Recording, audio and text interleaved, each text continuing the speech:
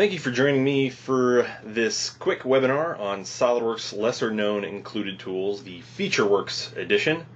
My name is Greg Dawes and I'm an application engineer with Desai Solutions.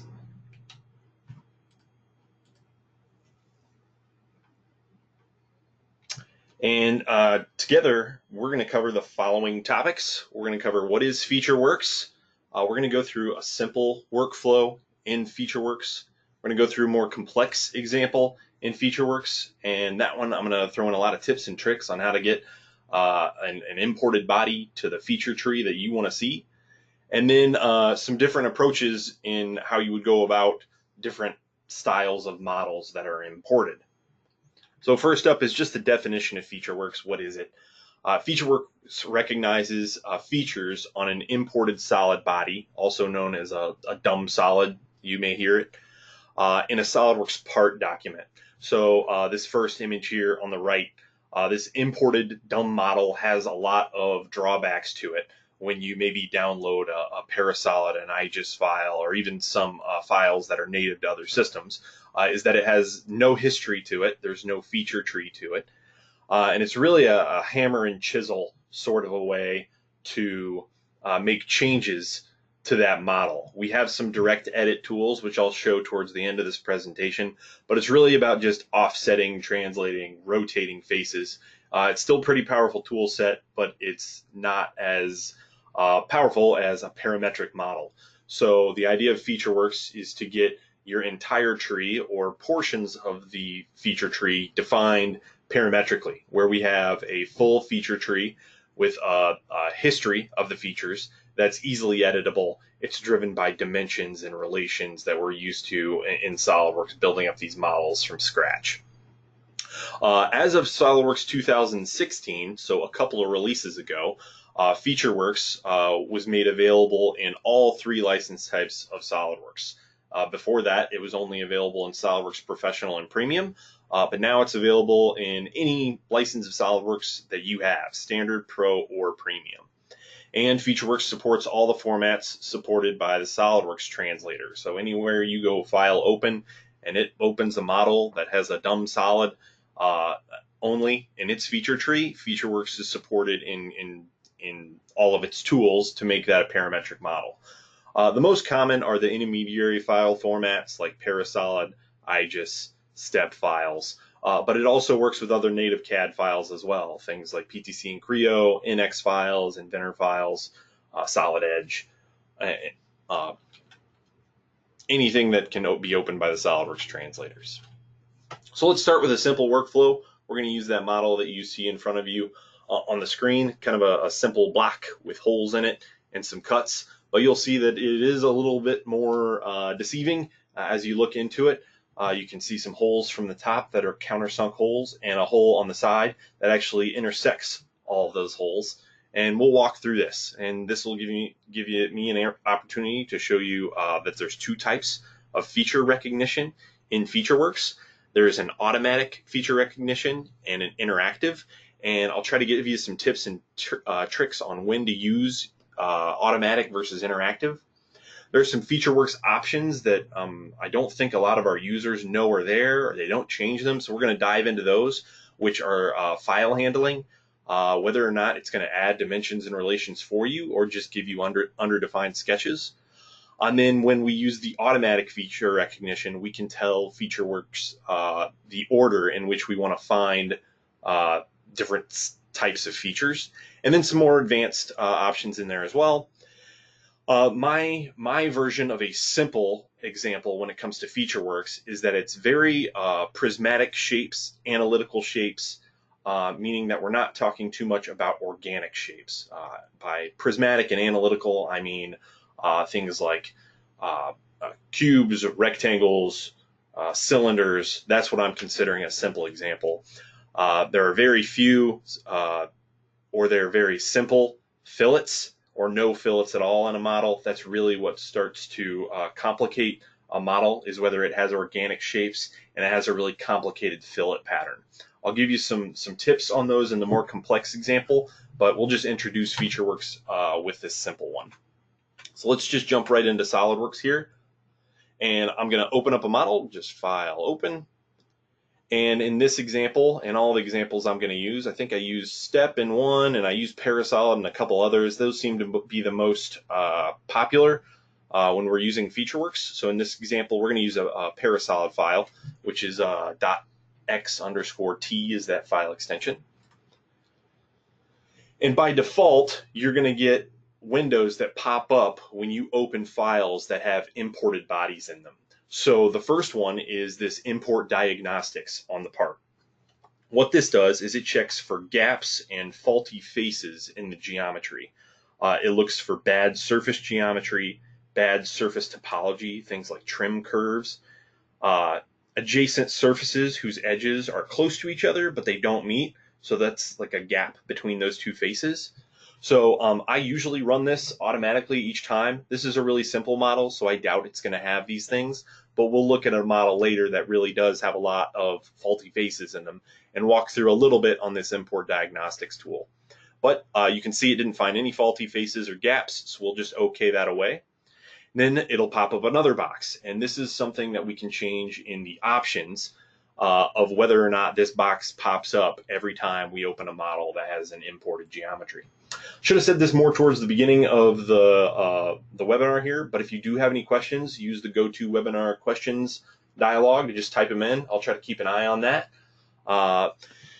So we can run FeatureWorks from here, but if you've hit don't ask me again, or if you just go and close this, you can get back to these FeatureWorks, running FeatureWorks and setting FeatureWorks options just by right-clicking on that solid body, and you can see that we have our FeatureWorks here. And we have recognize features, which is going to pop us right into the FeatureWorks, or we can set the options for FeatureWorks too.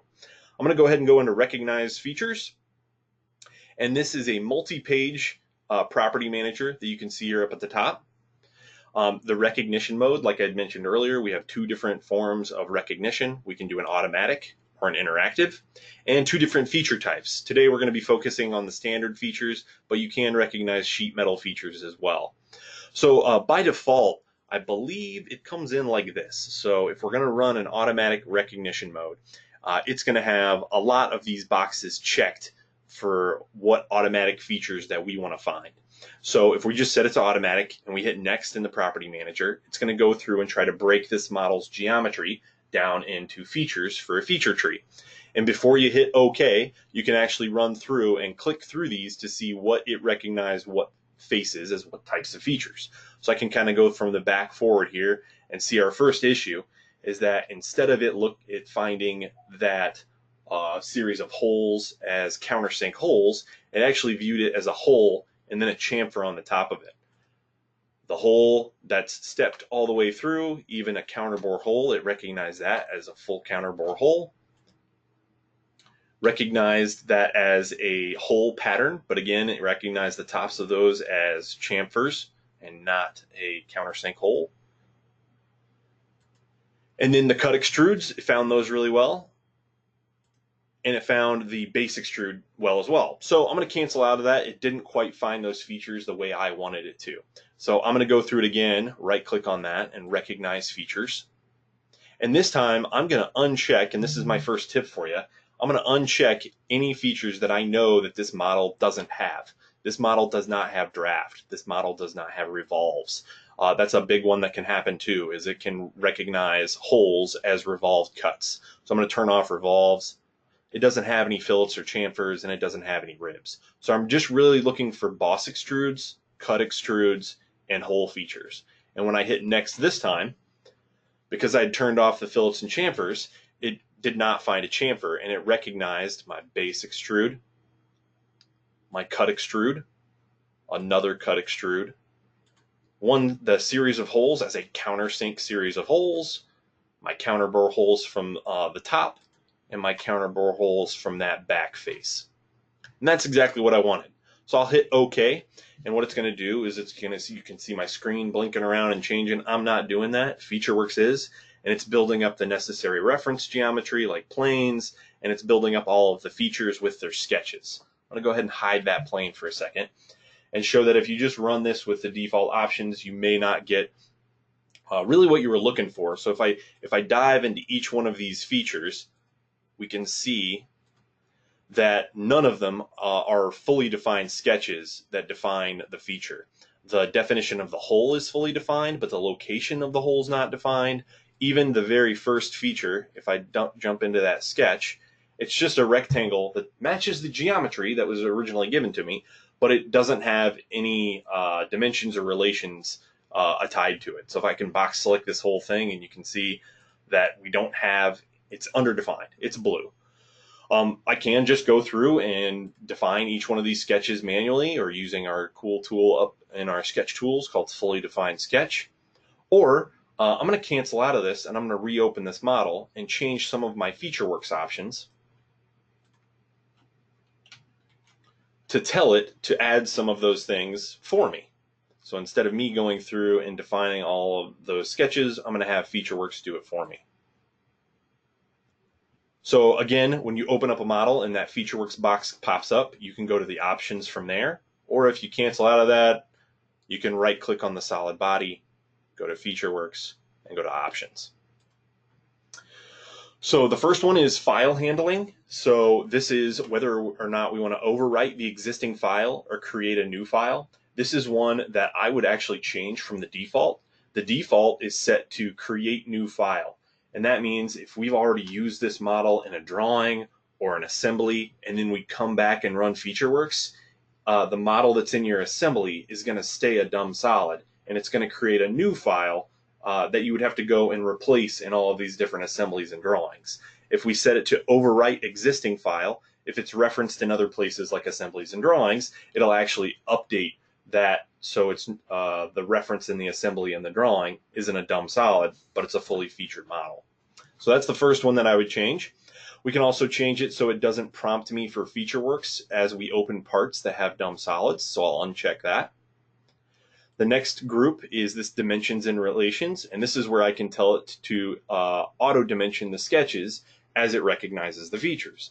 And we can change a couple of the different options for how it throws in those dimensions, whether it's baseline, chain, or ordinate dimensions. The placement, whether I want it below or above, left or right, and I can even tell it to add relations that it finds as well, things like tangency and parallel, those types of things.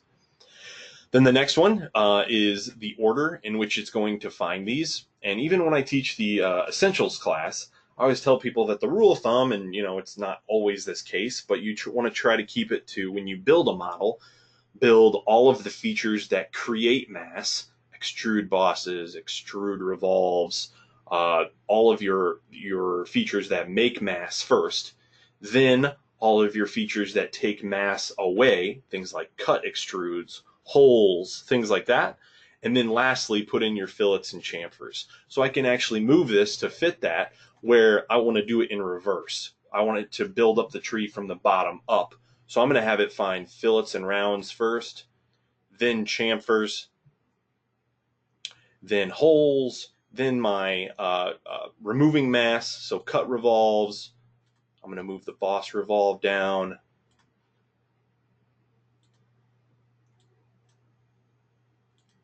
Cut extrude, move that up.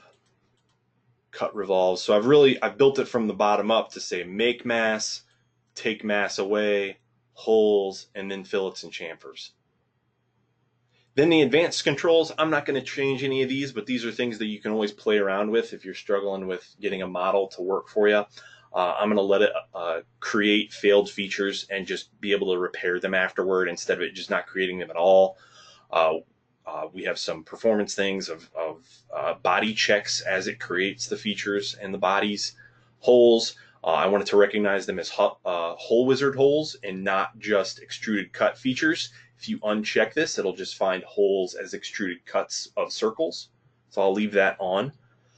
And then things like, do we want to combine fillets of the same type? Do we want to combine chamfers and combine holes? Since I had this on already, that's how it found a group of counterbore holes and a group of countersink holes. So make sure that you go in there and change those options to the options that you desire. And now when we run through that exact same process again, when I recognize features, I'm going to have it just look for extrudes and holes, still using automatic. Found the features in the exact same way, but when I hit OK, and you can see it kind of blinking through the process of creating the sketches and the features. It takes slightly a bit longer because it's actually adding in all of the dimensions for those features. And when we look through the feature tree, now we have defined sketches. I will say it doesn't do this for two things. It does not ground your initial sketch. So when I jump into that very first extrude boss feature, the shape is defined, but the location isn't. So it's not going to ground your model. So I'll just hop in here and create a line that goes diagonally through the model. And then I'll add in a relationship that ties that to the midpoint of that line to the origin. Now it's fully defined. And then the other piece that it's not fully going to define that I've found is that it's not defining the locations of your holes. So you'll need to go through and define the locations of the holes. I'll make those horizontal and add a couple of dimensions to fully define that.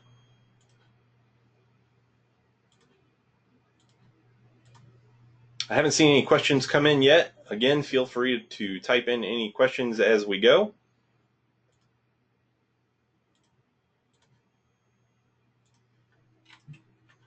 I won't do it for this example just because of time, but I would do that for 2 more holes, and then I would have a fully defined model from a dumb solid.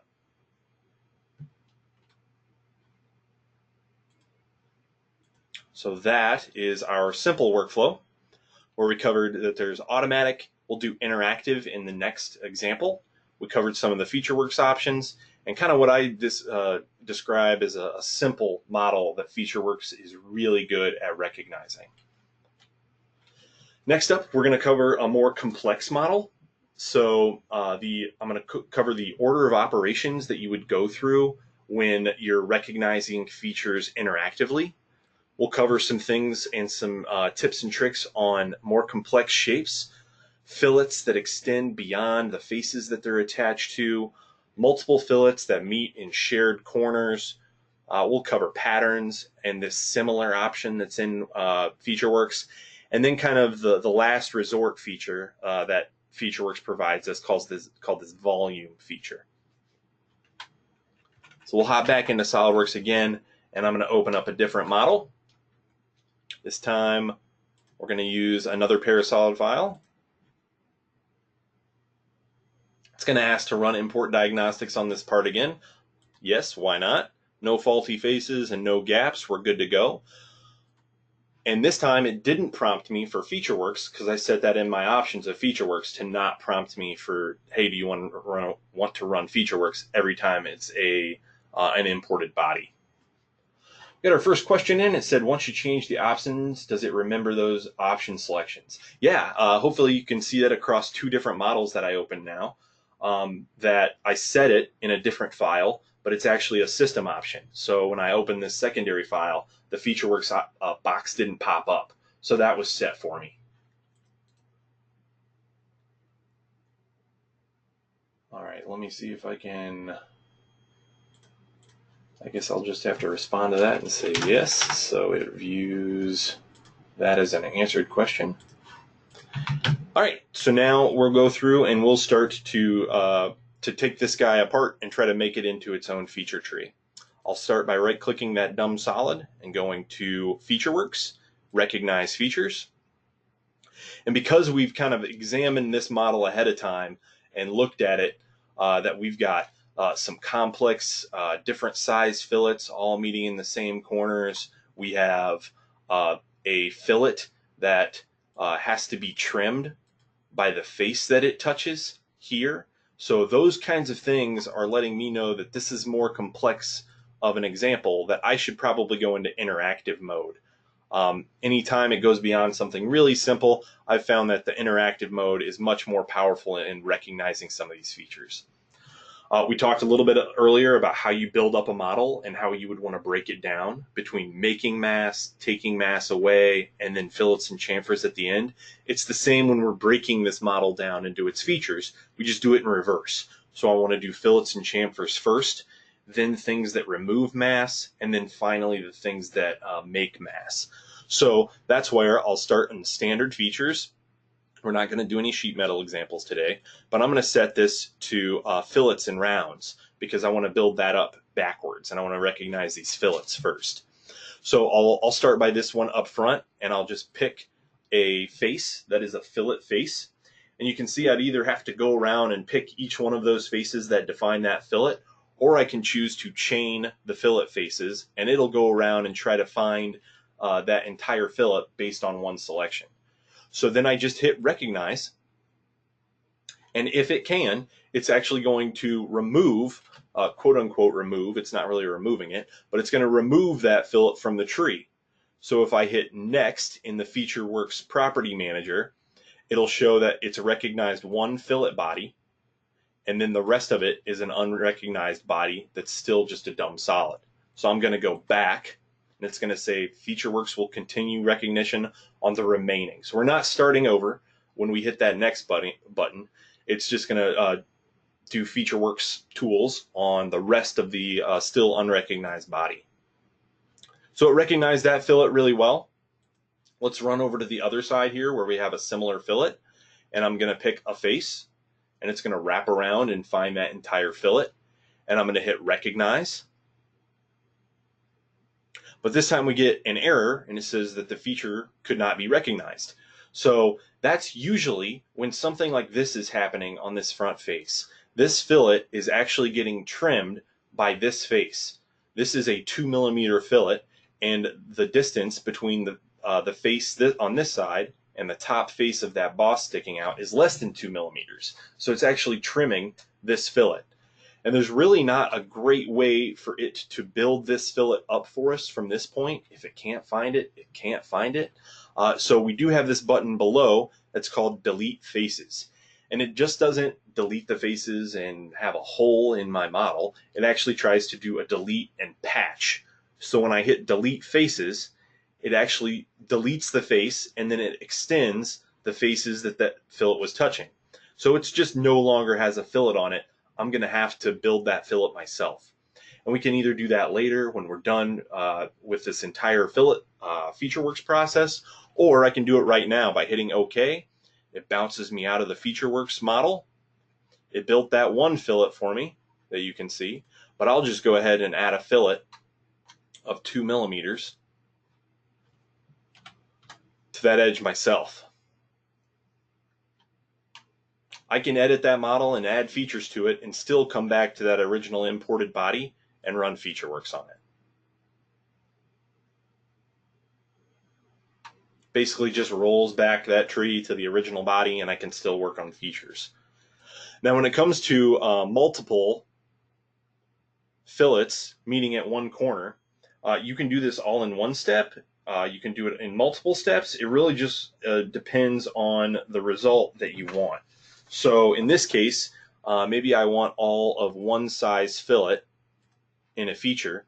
So I know that all of these that go around the top of it are a different size than the one that goes all the way around it. So I can pick those, and each time I pick one face, because I have chain fillet faces on, it rolls around and picks all of those.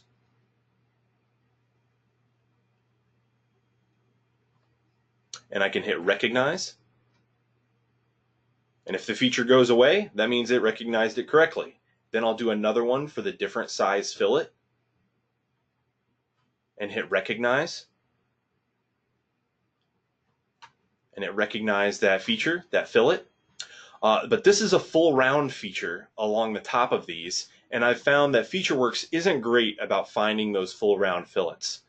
So this is something we'll come back to see how we address these ribs in this full round fillet. For now, we'll just keep going. If we put multiple size fillets, so we have an outer fillet that's one size and an inner fillet of another, all within the same selection and recognition, it actually puts that into one fillet feature with multiple radiuses on it. That may not be your best practices in your business, so you may want to just do like we did earlier, where I pick all of one size fillet and hit recognize. And then I grab the inner fillets and hit recognize again. those will be part of two different fillet features when I get out of FeatureWorks, and I'll show that in a minute. So we'll do the same thing for this boss over here at the side. We'll do these as two separate steps.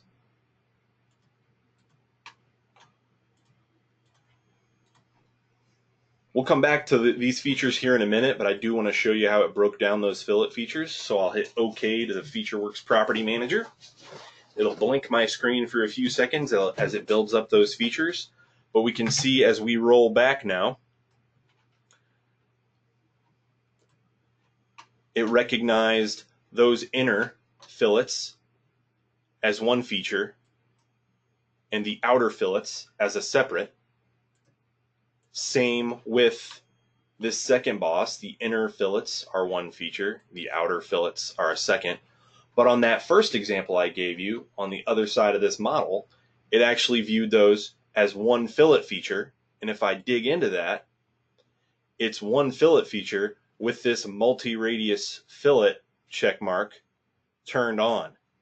So again, another approach to this of if you want all of your fillets in one fillet property manager with a bunch of different size fillets in it, you just grab them all at once. If you want your fillets in different features, controlling them all by the same size, you just do that in separate steps.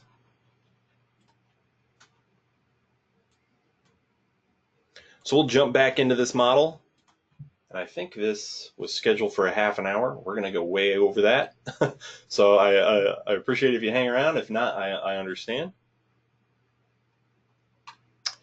So next up, we're going to talk about removing of mass. So my first one is going to be, I'm going to tackle these holes up top. So I'm going to change my feature type to hole and pick on a face that defines a hole. And I'll hit recognize.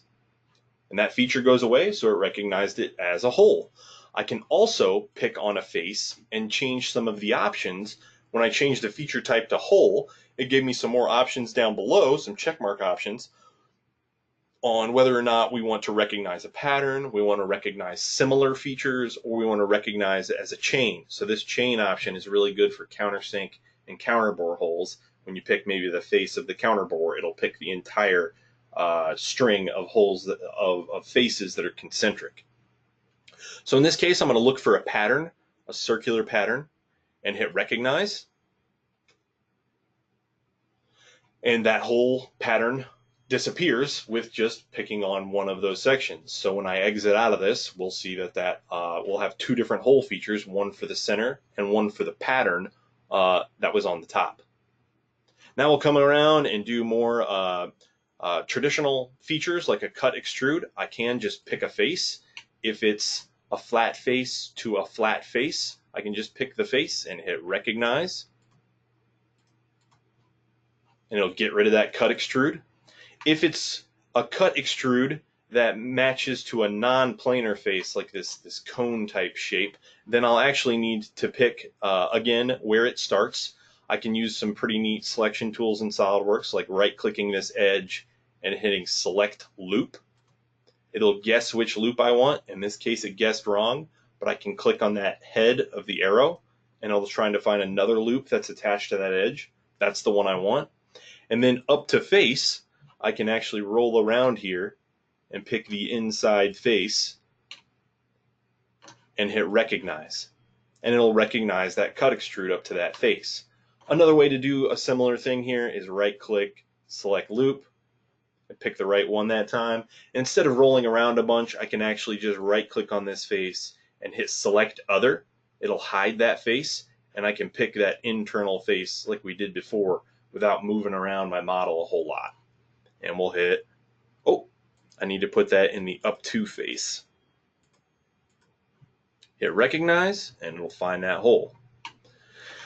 Last one here, we'll right click and hit select loop, switch it so it's the entire hole, and then the up to face on the inside. Now we've gotten to the point where we're no longer creating fillets and chamfers. We had to skip this fillet because it wouldn't recognize it, and we're no longer removing mass. We're just going to treat this big cone shape as one revolve. So we're back to just the mass. And to get this to just a normal block, I'm going to have to use this volume feature in FeatureWorks. So what the volume feature does is you go through and you pick the faces of something that it's not recognizing, like this rib face. And when you hit recognize, it actually makes a watertight surface, and then it thickens that surface. Once we're done with this model, I'll show you more of that in the feature tree. So I'll do that for each one of these ribs, where it's creating a watertight surface and then thickening it to create that feature. And we're good to go on those ribs. Cut extrudes can actually go up to a face that's not planar, but extruded bosses can't. Just something what you want to know when it comes to FeatureWorks and its limitations. So again, we'll have to use this volume feature to get rid of the bosses on these non-planar faces.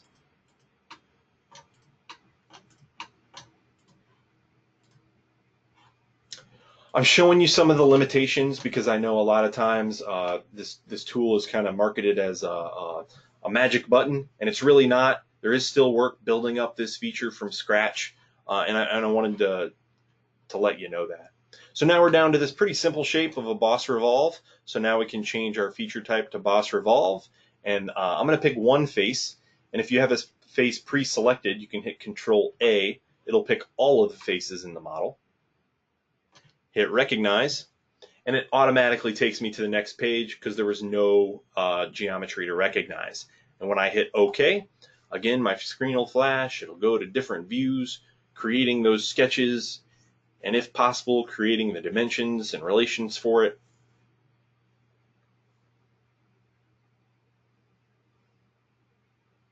Building up those fillets again.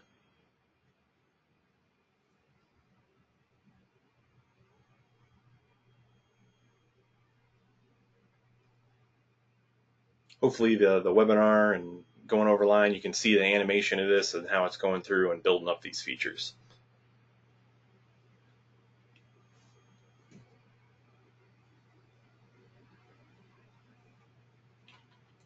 All right, and now we have our model. And it's parametric. There is no dumb solid in it, but it's parametric to a point because those volume features are still just surfaces and faces. So if we roll up to the top here, that's a full sketch with a revolve. But if we look at the next two, it just creates a surface of that shape and then thickens that surface. And that's the same for all of these bosses. So if you do want to get this to be a fully defined model, we need to go through and create our own reference planes. We can copy, convert entities on this face to get that shape and extrude it up to next. And I've actually done that on a model. So we'll run all the way to the bottom here just to show you what we've got. And if you put in the work, you can get it all the way to a fully parametric model. So let me open that example up.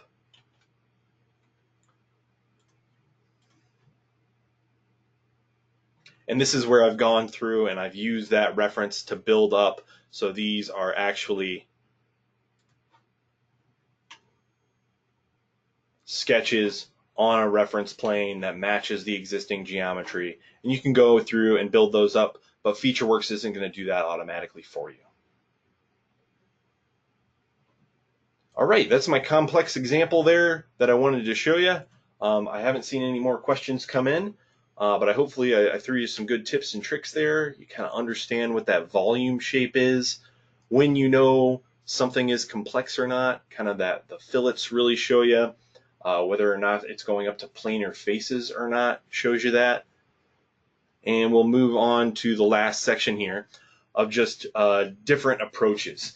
In the last two examples, we've taken that first option of taking the entire geometry to a full feature tree. And that isn't necessarily needed. If you just need to make a change to an individual feature, you can recognize individual features and just move on. You can also do just take all the fillets off of the model and go from there. And then you can do some direct editing, which is outside of FeatureWorks, but I'll show that towards the end here. So I have an example that I'll pull up where we have this motor plate, and this adapter plate is kind of pre-purchased. But maybe we have machining in-house that we could make our own adapter plate, because this adapter plate, I tried to show that in this image at the bottom here, there are two holes that aren't quite matched up with each other. So let's take a look at how we would do that in FeatureWorks to move that hole on just an imported body. So let's first open up that assembly.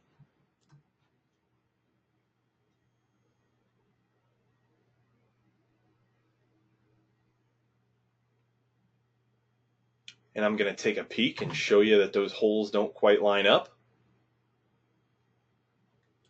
by looking at that face dead on. So hopefully you can see that the hole on the adapter plate doesn't match the hole in our manufactured part. So what I'm going to do is I'm going to edit that part in space and make a new sketch just so I know where the center needs to be on this adapter plate. So I'll grab a point and I'll snap that to where I want the center point to be when I move that hole. Now I'll open this up in its own window, and you can still see the reference sketch that I put in here. So I'm just going to pick a face, and you can see I've got this button here that's called Edit Feature, but in my feature tree I don't have any features. So what's it do? It actually fires up FeatureWorks for that individual face and tries to recognize it. So when I click on Edit Feature, you can see my screen blink a little bit, just like it does when we have that FeatureWorks window open, and it tries to break that down into a hole. So if we look over in our feature tree now, we actually have that hole in our feature tree with its location that I can edit. So I'm going to move my reference sketch above that hole. So when I edit that feature, I'm just going to remove those dimensions it added automatically. I'm going to drag and drop that point onto my reference point.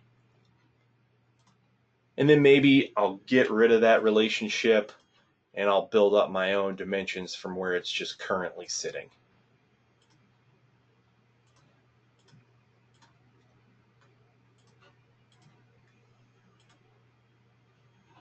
Now it's moved to be at that center hole, and I can actually get rid of my original, my reference sketch that I used to move that hole. And when I return to the assembly, we now have that adapter plate that matches up with our hole that we've made. So again, just an example that I used FeatureWorks only on an individual feature. I don't always have to break down the entire part into a full-blown feature tree to get a good model. Usable model in SolidWorks.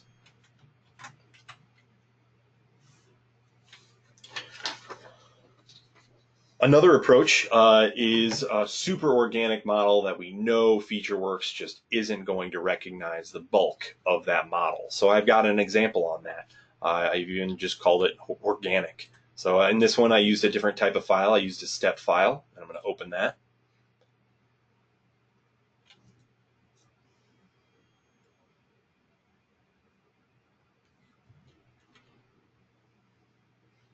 You can see right away as I move that import diagnostics window off that this is a really organic style of a model. There aren't rectangles and cylinders all over the place, but it doesn't mean I can't use FeatureWorks a little bit.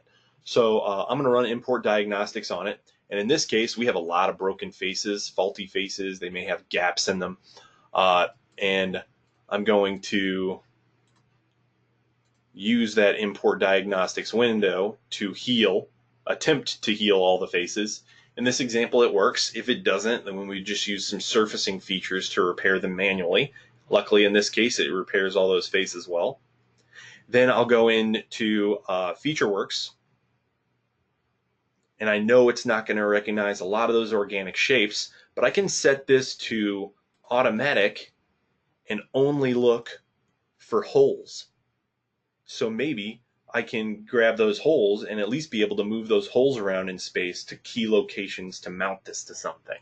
So we'll hit next.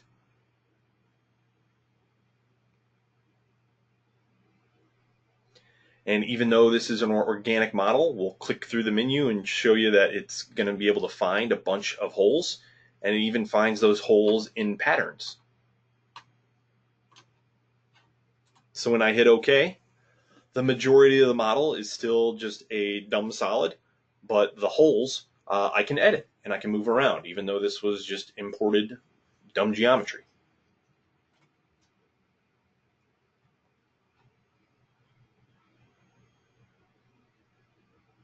You can see that I have 1, 2, 3, 4 different hole pairs that I can move around. So maybe in this first one, we'll show that we can move the placement of those holes, and we've moved those around in space. And maybe I can even change the type of that hole. I'll edit that hole type and change it from a counterbore to a countersink. It's not recognizing the entire model, but it gets us a lot further than we would of just trying to edit this without FeatureWorks. Then the last example here is direct editing. If a model that you bring in and just really struggling with FeatureWorks, can't recognize almost anything on it, we can actually use direct editing tools. So to turn on the direct editing tools in SolidWorks, you just right click on any one of the tabs along the top, and there should be an option there for direct editing. This gives us a big tool set to be able to manipulate this dumb solid even without recognizing features. So one of the first would be, let's do move face. I'm going to pick on a face. There's a selection manager that pops up that allows me to pick multiple faces, so I don't have to go around and pick them individually. I'm going to set this to rotate. I'm going to rotate along this axis going through the center of the model. And even without having a feature on that piece, I can actually move it around on the model. So we'll move it so it's really drastic so you can see a difference there. And when I hit OK, it actually just moves that face. The fillets, the extrude, the cut, and when I roll back, you can see where it started to where it ended. Really powerful tool without even recognizing the feature. Another thing that we can do is move faces by translating, so moving them in a linear direction. I can actually translate this face, and I can either use the arrow out in space and drag, or I can actually type in a value in the feature tree and it'll move that face for me. Another good example of using this tool again for rotate is picking this hole pattern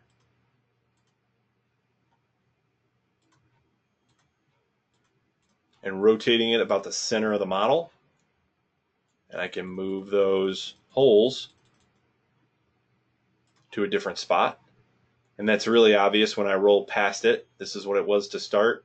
This was to end. And then the final option that we can do with this move face command is actually pick all of these interior faces, or maybe even let's do it this way. Let's just not do all the interior faces, but all the interior fillets here, and do an offset. And we'll offset that by 1 millimeter. So we have a different fillet size, or the entire pocket.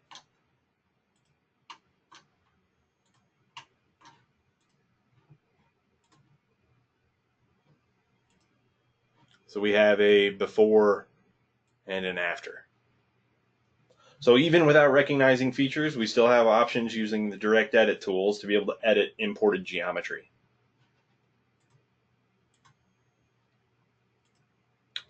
That's what I had for you today. If you have any questions, feel free to stick around and put them into the questions dialog. Otherwise, have a great rest of your day.